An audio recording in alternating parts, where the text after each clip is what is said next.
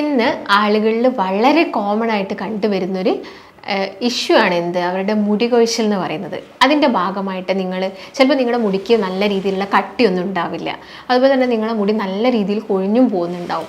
ഈ സമയത്ത് മുടിക്കൊന്ന് കുറച്ചൊരു കട്ടി തോന്നാനൊക്കെ വേണ്ടിയിട്ട് ചിലപ്പോൾ നിങ്ങൾ ഹെയറിൽ ട്രീറ്റ്മെൻറ്റ് എടുത്ത ആളുകളായിരിക്കാം.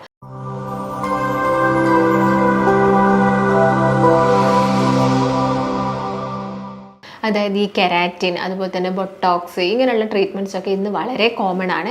ഇതൊക്കെ എടുത്തിട്ട് അങ്ങനെ എടുത്തു കഴിഞ്ഞാൽ നമ്മുടെ മുടി കുറച്ചും കൂടി ഒരു കാണാൻ ഭംഗി, അല്ലെങ്കിൽ മുടിക്ക് കുറച്ചും കൂടി ഒരു കട്ടി തോന്നുക, ഇതൊക്കെ നമ്മളിൽ പലരും ട്രൈ ചെയ്തൊരു കാര്യമാണ്. അപ്പോൾ ഇങ്ങനെയൊക്കെ ചെയ്ത് കഴിഞ്ഞാലും ചിലപ്പം ആദ്യത്തെ കുറച്ച് നാളുകളിൽ നമ്മുടെ മുടിക്കാണെങ്കിലും വലിയ രീതിയിലുള്ള പ്രശ്നങ്ങളൊന്നും ഡാമേജ് ഒന്നും സംഭവിക്കില്ല. പക്ഷേ നമ്മളത് പ്രോപ്പറായിട്ട് കെയർ ചെയ്ത് പോയിട്ടില്ലെങ്കിലൊക്കെ നമ്മുടെ ഹെയറിനൊക്കെ ഒരുപാട് ഡാമേജസും കാര്യങ്ങളൊക്കെ സംഭവിക്കും. അപ്പോൾ നിങ്ങൾ കണ്ടിന്യൂസ് ആയിട്ട് നമുക്ക് ഇങ്ങനെയുള്ള ട്രീറ്റ്മെൻറ്റ്സ് ചെയ്യാനും പറ്റില്ല.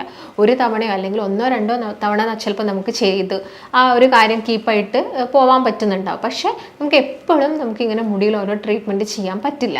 അതും നമുക്ക് മറ്റുള്ള ആരോഗ്യ പ്രശ്നങ്ങൾ നിങ്ങളെല്ലാവരും കേട്ടിട്ടുണ്ടാവും. ഈ കണ്ടിന്യൂസ് ആയിട്ട് കെരാറ്റിൻ ട്രീറ്റ്മെൻറ്റ് എടുത്തു, അതുപോലെ തന്നെ ബൊട്ടോക്സ് ചെയ്തു. അപ്പോൾ മുടിയിൽ നമ്മൾ തേക്കുന്നത് ഒരു ക്രീമാണ്. ഈ ക്രീം ഓവറായിട്ട് നിങ്ങളുടെ തലയൊട്ടിയിലൊക്കെ വന്നു ചേർന്നാൽ നിങ്ങളുടെ രക്തത്തിലൂടെ കിഡ്നിക്ക് പ്രശ്നങ്ങൾ വന്നു, ഇങ്ങനെയുള്ള ന്യൂസുകളൊക്കെ നമ്മൾ ഒരുപാട് കേൾക്കുന്നുണ്ട്. അപ്പോൾ നമുക്ക് ഒന്നോ രണ്ടോ തവണയൊക്കെ ചെയ്യുന്നത് കൊണ്ടൊന്നും വലിയ പ്രശ്നമല്ല.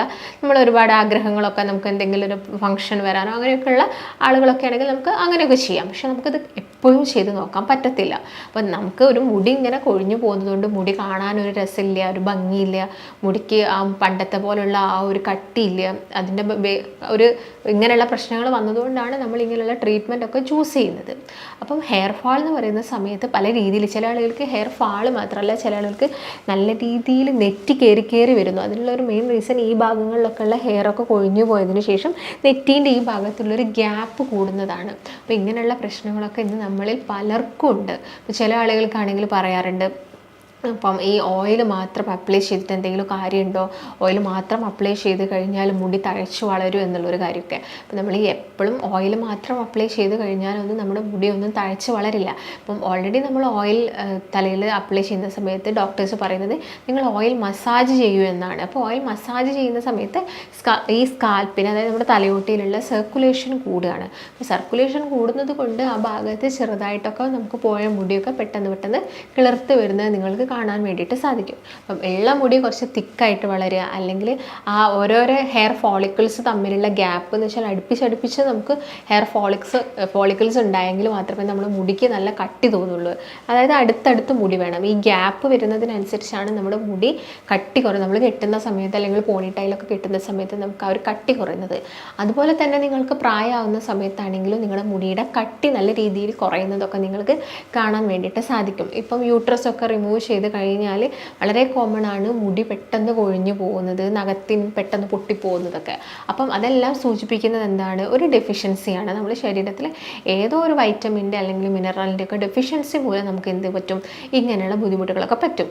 അപ്പം നിങ്ങളെ റീസൺസ് മനസ്സിലാക്കുക. എന്ത് കാരണം കൊണ്ടാണ് മുടി കൊഴിച്ചിൽ? തൈറോയിഡിൻ്റെ പ്രശ്നങ്ങളാണോ, അല്ലെങ്കിൽ രക്തക്കുറവ് ഉണ്ടെങ്കിൽ നമുക്ക് മുടി കൊഴിഞ്ഞു പോവാം, ഇല്ലെങ്കിൽ വിറ്റാമിൻ ഡി, കാൽഷ്യത്തിൻ്റെ ഒക്കെ കുറവ് ശരീരത്തിൽ വരുന്നുണ്ടെങ്കിൽ നമുക്ക് മുടി കഴിഞ്ഞു പോകാനുള്ള കാരണങ്ങളുണ്ട്. അപ്പം ഇപ്പം വൈറ്റമിൻസ് ഒക്കെ ഡെഫിഷ്യൻസി ഉണ്ടെങ്കിൽ തന്നെ നമ്മൾ ആദ്യം പോയിട്ടൊരു വൈറ്റമിൻ ടാബ്ലറ്റ്സ് കഴിക്കുകയല്ല ചെയ്യുക, അല്ലെങ്കിൽ വിറ്റാമിൻ ഡി കുറവാണോ എന്ന് ചെക്ക് ചെയ്യുകയല്ല വേണ്ടത്. നിങ്ങൾ ആദ്യം എന്ത് ചെയ്യണം? ഈ പറയുന്ന ഭക്ഷണങ്ങൾ, വിറ്റാമിൻ ഡി, കാൽഷ്യം റിച്ച് ആയിട്ടുള്ള അല്ലെങ്കിൽ അയൺ റിച്ച് ആയിട്ടുള്ള ഭക്ഷണങ്ങളൊക്കെ എന്ത് ചെയ്യുക, നിങ്ങളൊന്ന് നന്നായിട്ട് കഴിച്ചു നോക്കുക. എന്നിട്ട് നോക്കുക എന്ത് ഇമ്പ്രൂവ്മെൻറ്റ്സ് ഉണ്ടോ, നിങ്ങളുടെ ഹെയർ ഫാൾ കുറയുന്നുണ്ടോ എന്നുള്ള കാര്യങ്ങളൊക്കെ ഒന്ന് ചെക്ക് ചെയ്യാം. അങ്ങനെയാണെങ്കിൽ നമുക്ക് മനസ്സിലാക്കേണ്ട ഒരു കാര്യം ഇതിൻ്റെ ഡെഫിഷ്യൻസി മൂലമാണ്. ഇല്ലെങ്കിൽ തൈറോയിഡിൻ്റെ ബുദ്ധിമുട്ടുള്ള ആളുകളാണെങ്കിലോ, തൈറോയിഡിൻ്റെ പ്രശ്നങ്ങൾ വരുന്ന ആളുകൾക്കും മുടി കൊഴിഞ്ഞ് നല്ല രീതിയിൽ പോകാനുള്ള ചാൻസസ് ഉണ്ട്. അപ്പോൾ പാരമ്പര്യമായിട്ട് അങ്ങനെ തൈറോയിഡിൻ്റെ പ്രശ്നങ്ങളൊക്കെ ഉണ്ടെങ്കിൽ നിങ്ങൾ ചെക്ക് ചെയ്യുക. നിങ്ങൾക്കും വരാനുള്ള ചാൻസസ് ഉണ്ടെങ്കിൽ നിങ്ങൾ അത് ചെക്ക് ചെയ്യുക. ഉണ്ടെങ്കിൽ അതിന് വേണ്ടിയിട്ടുള്ള മെഡിക്കേഷൻസ് കഴിച്ചാൽ മാത്രമേ നിങ്ങളുടെ മുടി കൊഴിച്ചിൽ എന്താവുള്ളൂ, കംപ്ലീറ്റ് ആയിട്ട് സ്റ്റോപ്പ് ആവുള്ളൂ. അല്ലാതെ നിങ്ങൾ യാതൊരു തരത്തിലുള്ള ഓയിൽ അപ്ലൈ ചെയ്യുക, പാക്കുകൾ അപ്ലൈ ചെയ്യുക, ഒന്നുകൊണ്ട് നിങ്ങൾക്ക് ഒരു റിസൾട്ടും ഉണ്ടാവാൻ പോകുന്നില്ല. ഇതിൻ്റെ ഒരു മൂല കാരണമുണ്ട്. ഈ മൂല കാരണം നമ്മൾ എന്ത് ചെയ്യണം? സോൾവ് ചെയ്താൽ മാത്രമേ നമുക്കിത് കംപ്ലീറ്റ് ആയിട്ട് ക്യൂർ ചെയ്യാൻ വേണ്ടിയിട്ട് സാധിക്കുള്ളൂ. അതുപോലെ തന്നെ മറ്റൊരു റീസൺ എന്ന് പറയുന്നത് താരനാണ്. അമിതമായിട്ട് താരൻ്റെ ശല്യം ഉണ്ടെങ്കിൽ നമുക്ക് എന്താവും, നല്ല രീതിയിൽ മുടി കൊഴിച്ചിൽ വരും. ആ താരൻ നമ്മുടെ ഹെയർ ഫോളിക്കിൾസിൽ വന്ന് കിടക്കും, അവിടെ പൊറ്റ പോലെ വന്ന് കിടക്കും താരൻ. നിങ്ങളെല്ലാവരും നോട്ട് ചെയ്തിട്ടുണ്ടാവും, താരൻ എന്ന് പറയുമ്പം അത്യാവശ്യം ഒരു സ്കെയിലി ആയിരിക്കും. നമ്മൾ ചീർപ്പ് കൊണ്ട് ചീവുന്ന സമയത്ത് ഇത് സ്കെയിലായിട്ട് പൊഴിഞ്ഞു വരുന്നത് നിങ്ങൾക്ക് നോട്ട് ചെയ്യാൻ പറ്റും. ഇതാണ് താരൻ എന്ന് പറയുന്നത്. അപ്പോൾ താരനാണെങ്കിലും അതിൻ്റെ ഒരു ബുദ്ധിമുട്ട് കിടക്കുന്നത് നമ്മുടെ വയറിലാണ്. അപ്പോൾ വയറ് ഓക്കെ അല്ല, നിങ്ങളുടെ ചീത്ത ബാക്ടീരിയാസിൻ്റെ എണ്ണം ഒരു പരിധിയിലായിട്ട് കൂടിക്കഴിഞ്ഞാൽ നിങ്ങളുടെ ഗട്ട് ഹെൽത്ത് ഓക്കെ അല്ല. അപ്പോൾ ഗട്ട് ഹെൽത്ത് ശരിയാക്കിയിട്ട് നിങ്ങൾ എന്തെങ്കിലും പാക്കുകളോ ഓയിലുകളോ ഒക്കെ അപ്ലൈ ചെയ്യുകയാണെങ്കിൽ നമുക്ക് താരൻ്റെ പ്രശ്നങ്ങൾ മാറ്റിയെടുക്കാൻ വേണ്ടിയിട്ട് സാധിക്കും. പിന്നെ ചില ആളുകൾ പറയുന്നതാണ് ഒരു ഏരിയയിൽ മാത്രം അവർക്ക് മുടി കിളിർത്ത് വരുന്നില്ല, അപ്പം എന്ത് ചെയ്തിട്ടും അവിടെ വരുന്നില്ല എന്ന്. അപ്പം നമുക്ക് ആയുർവേദത്തിലൊക്കെ ആണെങ്കിൽ പ്രച്ഛാന്നം പോലെയുള്ള ഒരുപാട് ട്രീറ്റ്മെൻറ്റ്സ് ഉണ്ട്. നമ്മളതൊരു സൂചി ഉപയോഗിച്ച് ആ ഒരു ഭാഗത്തുള്ള സർക്കുലേഷൻ കൂട്ടുകയാണ് ചെയ്യുന്നത്. അപ്പം എന്നിട്ട് നമ്മൾ അവിടെ മെഡിക്കേഷൻസ് വെക്കുക, അല്ലെങ്കിൽ മെഡിക്കേറ്റഡ് ആയിട്ടുള്ള നീഡിൽസ് ഉപയോഗിച്ചിട്ട് നമ്മൾ പ്രച്ഛാന്നം ചെയ്ത് കഴിഞ്ഞാൽ ആ ഭാഗത്തുള്ള സർക്കുലേഷൻ കൂടുകയും അതിൻ്റെ ഭാഗമായിട്ട് ഹെയർ എന്ത് ചെയ്യും, വീണ്ടും കിളിർത്ത് വരികയൊക്കെ ചെയ്യുന്നുണ്ടാവും. അപ്പം എന്ത് കാരണങ്ങൾ കൊണ്ടാണ്? ചില ആളുകൾക്ക് ടെൻഷൻ കൊണ്ട് മുടി കൊഴിഞ്ഞു പോകാം, നല്ല രീതിയിൽ നിങ്ങൾ ടെൻഷൻ അടിക്കുന്നുണ്ട്, അല്ലെങ്കിൽ ചെറിയ എന്തെങ്കിലും ഒരു കാരണം മതി, ഒരു എക്സാമിന് മാർക്ക് കുറയുക, അല്ലെങ്കിൽ ചെറിയ എന്തെങ്കിലും ഒരു സാധനം നിങ്ങൾക്ക് കിട്ടാതിരുന്നു പോയാൽ അപ്പോൾ നമുക്ക് ടെൻഷൻ വരുന്ന ആളുകളുണ്ട്. നമ്മുടെ മുടി കൊഴിഞ്ഞു പോകും, നമ്മളറിയില്ല. ചിലപ്പോൾ ബാത്റൂമിൽ നിങ്ങൾ കാണുന്നുണ്ടാവും മുടി കെട്ടിക്കിടക്കുന്നത്, അല്ലെങ്കിൽ നിങ്ങൾ എവിടെ നടന്നു കഴിഞ്ഞാലും വീടിൻ്റെ ഏത് ഭാഗത്താണെങ്കിലും ഈ മുടി ഇങ്ങനെ കെട്ടിക്കിടക്കുന്നതൊക്കെ ഉണ്ട്. അപ്പോൾ താൽക്കാലികം നമുക്കൊന്ന് മുടിയൊന്ന് കുറച്ചൊന്ന് തിക്കായിട്ട് കാണാൻ വേണ്ടിയിട്ടുള്ള ട്രീറ്റ്മെൻറ്റ്സുകൾ നമുക്ക് ചെയ്യാം എന്നല്ലാതെ നമുക്കത് എപ്പോഴും കണ്ടിന്യൂസ് ആയിട്ട് നമുക്കത് ചെയ്യാൻ പറ്റില്ല. അപ്പോൾ എന്താണെങ്കിലും കാരണം മനസ്സിലാക്കുക, പിന്നെ ഭക്ഷണം കഴിക്കുക. പിന്നെ ഭക്ഷണത്തിൽ ഇപ്പം ഇന്നത്തെ വീഡിയോയിൽ ഞാൻ മെയിനായിട്ട് ഫോക്കസ് ചെയ്യുന്നത് കുറച്ച് ഫുഡുകൾ തന്നെയാണ്. അതിൽ തന്നെ പ്രത്യേകം പറയുന്നത് കുറച്ച് നട്ട്സുകളാണ്. ചില നട്ട്സുകൾ നമ്മൾ കഴിക്കുന്നുണ്ടെങ്കിൽ നമ്മുടെ ഈ തലയിലുള്ള സർക്കുലേഷൻ കൂട്ടാനും അതുപോലെ തന്നെ ഈ സ്ട്രെങ്തൻ ആവാനും മുടി കുറച്ചും കൂടി ഒന്ന് പെട്ടെന്ന് പൊട്ടിപ്പോകുന്നതൊക്കെ കുറയ്ക്കാൻ വേണ്ടിയിട്ട് നമുക്ക് കുറച്ച് നട്ട്സുകൾ ഇൻക്ലൂഡ് ചെയ്യണം. അപ്പം അത് ഏതൊക്കെയാണ് എന്നതൊക്കെയാണ് ഇന്നത്തെ വീഡിയോ. അപ്പം അതിൽ ഫസ്റ്റ് തന്നെ പറയുന്നത് ബയോട്ടിൻ നിങ്ങൾ കേട്ടിട്ടുണ്ടാവും. അപ്പോൾ ബയോട്ടിൻ എന്ന് പറയുന്നത് എന്താണ്?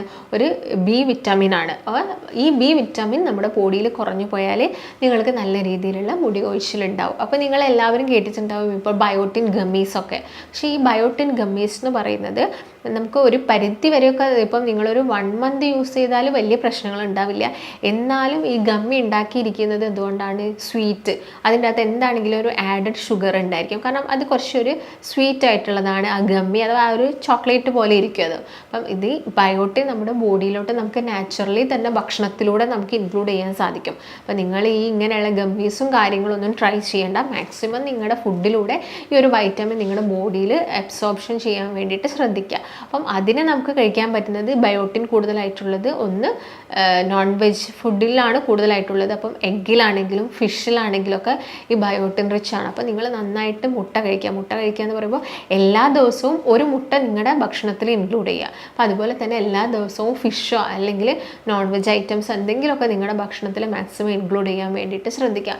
പ്രായമാകുന്ന സമയത്ത് ആളുകൾ പൊതുവെ ഒഴിവാക്കുന്ന കുറച്ച് ഭക്ഷണങ്ങളാണ് മുട്ടയും അതുപോലെ തന്നെ ചിക്കൻ, മീനുകളൊക്കെ. അവരെന്തെങ്കിലുമൊക്കെ കാരണം കൊണ്ട് അത് അവർ ഒഴിവാക്കും. ഇപ്പോൾ പ്രായമാകുന്ന സമയത്ത് അവർക്ക് ഓരോ ഡെഫിഷ്യൻസി കാരണം ഓരോരോ ബുദ്ധിമുട്ടുകൾ വരുന്നു. ഹെയർ ഫോൾസ് വരുന്നു, ജോയിൻറ്റ് കംപ്ലയിൻറ്റ്സ് വരുന്നു, വിറ്റാമിൻ ഡി കിട്ടുന്നില്ല, അങ്ങനെയുള്ള പ്രശ്നം, B12 കുറവുണ്ടാവുന്നു. അപ്പോൾ ജോയിൻറ്റ് കംപ്ലയിൻറ്റ്സ് ഒക്കെ സ്റ്റാർട്ട് ചെയ്യുന്നു. അപ്പം പ്രായമാവുന്നുണ്ടെങ്കിൽ നിങ്ങളൊരു മുട്ടയോ അപ്പോൾ അതുപോലെ തന്നെ എല്ലാ ദിവസവും നിങ്ങളുടെ ഡയറ്റിൽ മത്സ്യങ്ങൾ ഉൾപ്പെടുത്താൻ വേണ്ടിയിട്ട് ശ്രദ്ധിക്കുക. അപ്പോൾ മത്സ്യം അമിതമായിട്ട് കഴിക്കുമ്പോൾ സമയത്താണ് നമുക്ക് മറ്റുള്ള ആരോഗ്യ പ്രശ്നങ്ങളോ കൊളസ്ട്രോളോ യൂറിക് ആസിഡൊക്കെ ഉണ്ടാവുന്നത്. പക്ഷെ നമ്മൾ ഒരു പരിധിയിൽ വളരെ കറക്റ്റായിട്ട് ഫിഷ് നല്ല രീതിയിൽ പ്രോപ്പറായിട്ട് അത് കുക്ക് ചെയ്ത് കഴിക്കുന്നുണ്ടെങ്കിൽ യാതൊരു പ്രശ്നവുമില്ല. ഇപ്പം മത്തി ആയാലൊക്കെ ആണെങ്കിൽ 1-2 മത്തി ആയാലൊക്കെ നമുക്ക് എല്ലാ ദിവസവും കഴിക്കാം, യാതൊരു പ്രശ്നം ഉണ്ടാക്കുന്നില്ല. അത് ഫ്രൈ ചെയ്യുന്നത് ഒഴിവാക്കുക. അതുപോലെ തന്നെ വലിയ മത്സ്യങ്ങളാണെങ്കിലും ഒരു പീസൊക്കെ നമുക്ക് എല്ലാ ദിവസവും കഴിക്കാം. അതും നിങ്ങൾ ഈ പൊരിച്ച് കഴിക്കുക, ഓവർ എണ്ണ ഹീറ്റ് ചെയ്തിട്ട് കുക്ക് ചെയ്യുക, അതൊക്കെ ഒന്ന് ശ്രദ്ധിക്കുകയാണെങ്കിൽ യാതൊരു തരത്തിലുള്ള പ്രശ്നങ്ങളും നമ്മുടെ ബോഡിയിൽ ഉണ്ടാവുന്നില്ല. അപ്പം അതൊക്കെ എല്ലാ ദിവസവും കഴിക്കാം.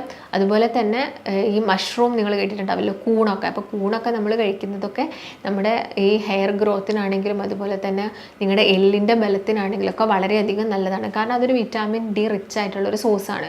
അതുപോലെ തന്നെ ഈ ബയോട്ടിൻ കൂടുതലായിട്ടുള്ളതാണ് നട്ട്സുകളും സീഡ്സുകളും. അതിൽ സീഡ്സൊക്കെ പറയുകയാണെങ്കിൽ ഇപ്പം പംകിൻ സീഡ്സും നിങ്ങൾ സൺഫ്ലവർ സീഡ്സും ഒക്കെ കേട്ടിട്ടുണ്ടാവും. പക്ഷേ ഇതൊന്നും നിങ്ങൾ ഒരു ദിവസം ഒരു പരിധിയിൽ കൂടുതലായിട്ടുള്ള എമൗണ്ടിൽ കഴിക്കേണ്ട ആവശ്യകതയില്ല. ഡെയിലി നിങ്ങൾക്ക് 1 ടീസ്പൂൺ ചവച്ചരച്ച് കഴിക്കാം. ഇല്ലെങ്കിൽ നിങ്ങൾ എന്തെങ്കിലും സാലഡ്സ് എടുക്കുന്നുണ്ടെങ്കിൽ അതിൽ ജസ്റ്റ് സ്പ്രിങ്കിൾ ചെയ്യാം, അതിൽ വെതറിയിട്ട് അത് നിങ്ങൾക്ക് കഴിക്കാം. ആ ഒരു രീതിയിൽ എല്ലാ ദിവസവും 1 ടീസ്പൂൺ മതി, അതിൽ കൂടുതൽ ആവേണ്ട ഒരു ആവശ്യകതയില്ല. അപ്പം കാരണം എല്ലാം തന്നെ ഒരു പരിധിയിൽ കൂടുതൽ കഴിക്കുന്ന സമയത്ത് ചിലപ്പോൾ നമ്മുടെ ബോഡിയിൽ അത് മറ്റെന്തെങ്കിലും ബുദ്ധിമുട്ടുകൾ ഉണ്ടാക്കും. അപ്പോൾ 1 ടീസ്പൂണൊക്കെ നമുക്ക് എല്ലാ ദിവസവും കഴിക്കാവുന്നതാണ്. പിന്നെ നിങ്ങൾ കണ്ടിന്യൂസ് ആയിട്ട് ഒരു 1 മന്ത് എടുത്തു കഴിഞ്ഞാൽ നിങ്ങൾക്ക് എന്ത് ചെയ്യാം, ഒരു 10 ഡേയ്സ് ഗ്യാപ്പ് കൊടുക്കാം, സ്റ്റോപ്പ് ചെയ്തിട്ട് വീണ്ടും നിങ്ങൾക്ക് സ്റ്റാർട്ട് ചെയ്യാം. ആ ഒരു രീതിയിൽ നിങ്ങൾ എന്ത് ചെയ്യുക, നിങ്ങളുടെ ഡയറ്റൊക്കെ ഒന്ന് ക്രമീകരിക്കാം. അതുപോലെ തന്നെ ബയോട്ടിൻ റിച്ച് ആയിട്ടുള്ള ഒരു ഫുഡാണ് സ്വീറ്റ് പൊട്ടറ്റോ അഥവാ മധുരക്കിഴങ്ങ് എന്ന് പറയുന്നത്. അപ്പോൾ മധുരക്കിഴങ്ങൊക്കെ കിട്ടുന്നുണ്ടെങ്കിൽ മാക്സിമം കഴിക്കുക. പണ്ട് കാലത്തൊക്കെ ആയിരുന്നെങ്കിൽ നന്നായിട്ട് നമ്മൾ മധുരക്കിഴങ്ങൊക്കെ വീട്ടിൽ തന്നെ വേവിച്ചിട്ട് കഴിക്കാമെന്ന്. പക്ഷേ ഇന്ന് വളരെ കോമൺ അല്ലാതെ നമ്മൾ കാണുന്നൊരു ഫുഡാണ് ഈ മധുരക്കിഴങ്ങ് എന്ന് പറയുന്നത്. അപ്പോൾ അത് കാണുന്നുണ്ടെങ്കിലൊക്കെ അത് വാങ്ങിയിട്ട് കഴിക്കാൻ വേണ്ടിയിട്ടൊക്കെ ശ്രദ്ധിക്കാം. അപ്പോൾ അതൊക്കെ നിങ്ങളുടെ ഭക്ഷണത്തിൽ ഇൻക്ലൂഡ് ചെയ്യുക, കാരണം ബയോട്ടിൻ റിച്ച് ആണ്. പിന്നെ നിങ്ങൾ ഇൻക്ലൂഡ് ചെയ്യേണ്ട കുറച്ച് നട്ട്സുകളാണ്. നിങ്ങൾക്ക് അഫോർഡ് ചെയ്യാൻ പറ്റുന്ന നട്ട്സുകൾ നിങ്ങൾ കഴിക്കുക. ഇതിൽ ഫസ്റ്റ് തന്നെ പറയുന്നത് ഹേസൽ നട്ട്സ് ആണ്. നിങ്ങൾ ഹേസൽ നട്ട്സ് ഇപ്പോൾ നിങ്ങൾ സൂപ്പർ മാർക്കറ്റ്സിലൊക്കെ പോവുകയാണെങ്കിൽ നമുക്ക് അവിടെ സെപ്പറേറ്റ് ആയിട്ട് തന്നെ ഓരോ നട്ട്സിൻ്റെ പേരും അവിടെ എഴുതിയിട്ടുണ്ട്. അപ്പോൾ അതിലുള്ള ഒരു നട്ട്സാണ് ഹേസൽ നട്ട്സ്. ഹേസൽ നട്ട്സിൽ വിറ്റാമിൻ സി കൂടുതലായതുകൊണ്ട് തന്നെ നമ്മുടെ സ്കാൽപ്പിലുള്ള സർക്കുലേഷനൊക്കെ കൂട്ടാൻ വേണ്ടിയിട്ട് ഇത് ഹെൽപ്പ് ചെയ്യുന്നുണ്ട്. അപ്പോൾ അത് കിട്ടുന്നുണ്ടെങ്കിൽ എല്ലാ ദിവസവും കുറച്ച് വീതം കേട്ടോ, ഒരു പരിധിയിൽ കൂടുതൽ ഇതാവാനും പാടില്ല. അപ്പം ചെറിയൊരു എമൗണ്ടിൽ എല്ലാ ദിവസവും കഴിക്കുക. അതുപോലെ തന്നെ പീനട്ട് അഥവാ കടലയിലുണ്ടല്ലോ, സാധാ നിങ്ങളുടെ നിലക്കടല എന്ന് പറയുന്നത്, അത് നമ്മൾ നന്നായിട്ട് കഴിക്കുക. പീനട്ടിൽ പ്രോട്ടീൻ കൂടുതലാണ്, മുടിക്കൊക്കെ നല്ല രീതിയിലുള്ള കട്ടി തരും. അപ്പം നന്നായിട്ട് പീനട്ട്സൊക്കെ കഴിക്കുക.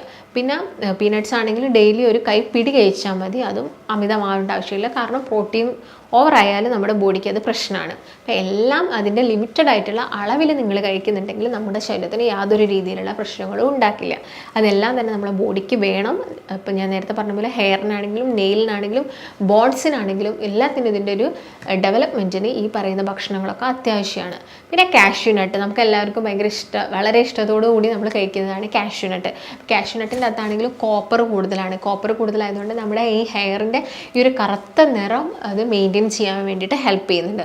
അപ്പം അങ്ങനെയാണെങ്കിൽ കൂടിയും നമുക്ക് കാഷ്യൂനട്ട് ഒരു ദിവസം നമുക്ക് മാക്സിമം ഒരു 8 കാഷ്യൂനട്ടൊക്കെ കഴിച്ചാൽ മതി. ഒരാൾ ഹെൽത്തി ആയിട്ടുള്ളൊരു വ്യക്തിയാണെങ്കിൽ ഒരു 8 കാഷ്യൂനട്ടോളം നമ്മൾ ഒരു ദിവസം കഴിച്ചാൽ മതി. അതുപോലെ തന്നെ നിങ്ങൾക്ക് കഴിക്കാൻ പറ്റുന്നൊരു നട്ട് നിങ്ങളൊക്കെ കേട്ടിട്ടുണ്ടാവും, പൈൻ നട്ട്സ് എന്ന് പറയും. അപ്പോൾ ഈ പൈൻ നട്ട്സ് ഇപ്പോൾ നമ്മുടെ മാർക്കറ്റ്സിലൊക്കെ അവൈലബിൾ ആണ്. ഇതിൻ്റെ അകത്താണെങ്കിലും അയൺ കൂടുതലാണ്. അതുകൊണ്ട് തന്നെ ഇത് നമ്മുടെ സ്കാൽപ്പിൽ വരുന്ന സർക്കുലേഷൻ കൂട്ടുന്നു, ഹെയർ ഗ്രോത്ത് ഉണ്ടാക്കുന്നു. അതുപോലെ തന്നെ സർക്കുലേഷന് ഹെൽപ്പ് ചെയ്യുന്ന ഒന്നാണ് നമ്മൾ മസാജ് ചെയ്തു, കൈ കൊണ്ടൊക്കെ നന്നായിട്ട് നമ്മുടെ സ്കാൽപ്പിൽ മസാജ് ചെയ്ത് കൊടുക്കുക വെറുതെ ഇരിക്കുന്ന സമയത്ത്. പിന്നെ മുടി കൊഴിച്ചിലൊക്കെ നോർമലി ചെറിയൊരു എമൗണ്ടിൽ മുടി കൊഴിയുന്നതൊക്കെ വളരെ സ്വാഭാവികമാണ്. നമുക്ക് തീരെ മുടി കൊഴിഞ്ഞില്ലെങ്കിലും പ്രശ്നമാണ്. കാരണം ഓൾറെഡി ഉള്ള മുടി വളരെ ഹെൽത്തി ആയിട്ടൊരു ഒരു കാലാവധി വരെ അത് നിൽക്കുള്ളൂ. അപ്പോൾ അത് കൊഴിഞ്ഞു പോയിട്ട് പുതുതായിട്ട് എന്താണെങ്കിലും ആ ഒരു ഏരിയയിൽ ന്യൂ ഗ്രോത്ത് എന്താണെങ്കിലും വരും. അപ്പോൾ നമുക്ക് എല്ലാവർക്കും അറിയാം, മരണം വരെയാണെങ്കിലും നമ്മുടെ നഖമാണെങ്കിലും മുടിയാണെങ്കിലും വളർന്നുകൊണ്ടിരിക്കും. അപ്പോൾ കട്ടി പോകുന്നതും അതുപോലെ തന്നെ ചില ഒരു ഏരിയയിൽ മാത്രം മുടി വരാത്തതൊക്കെയാണ് വളരെ കോമൺ ആയിട്ട് കണ്ടുവരുന്ന പ്രശ്നങ്ങൾ. അപ്പം അതിന് വേണ്ടിയിട്ട് നമുക്ക് ട്രൈ ചെയ്ത് നോക്കാൻ പറ്റുന്ന ഭക്ഷണങ്ങൾ എന്ന് പറയുന്നത് മെയിനായിട്ടും നട്ട്സ് ഇൻക്ലൂഡ് ചെയ്യുക, സീഡ്സ് ഇൻക്ലൂഡ് ചെയ്യുക. പിന്നെ ഞാൻ പറഞ്ഞ പോലെ തന്നെ നോൺ വെജ് ഐറ്റംസ് ഒക്കെ ആണെങ്കിൽ നന്നായിട്ട് കഴിക്കാൻ വേണ്ടിയിട്ട് നോക്കുക. അപ്പം ഹെൽത്തി ആയിട്ടുള്ള വ്യക്തിയാണെങ്കിൽ ഈ ഒരു പാറ്റേണിൽ ഫുഡ് കണ്ടിന്യൂ ചെയ്ത് പോവുക.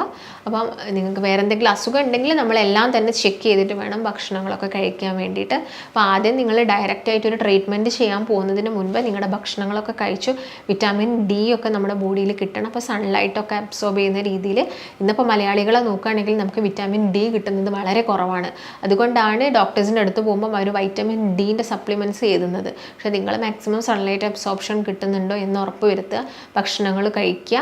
അതൊക്കെ അങ്ങനെയൊക്കെ ചെയ്യുന്നുണ്ടെങ്കിൽ തന്നെ നമ്മുടെ ഹെയർ ഗ്രോത്ത് ഒക്കെ കുറച്ചും കൂടി ഈസി ആവും.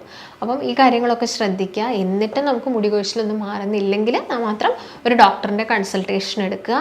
അപ്പോൾ നിങ്ങൾക്ക് എന്തെങ്കിലും സംശയങ്ങളോ കാര്യങ്ങളൊക്കെ വരുന്നുണ്ടെങ്കിൽ നിങ്ങൾ താഴെ കാണുന്ന നമ്പറിൽ കോൺടാക്റ്റ് ചെയ്യുക.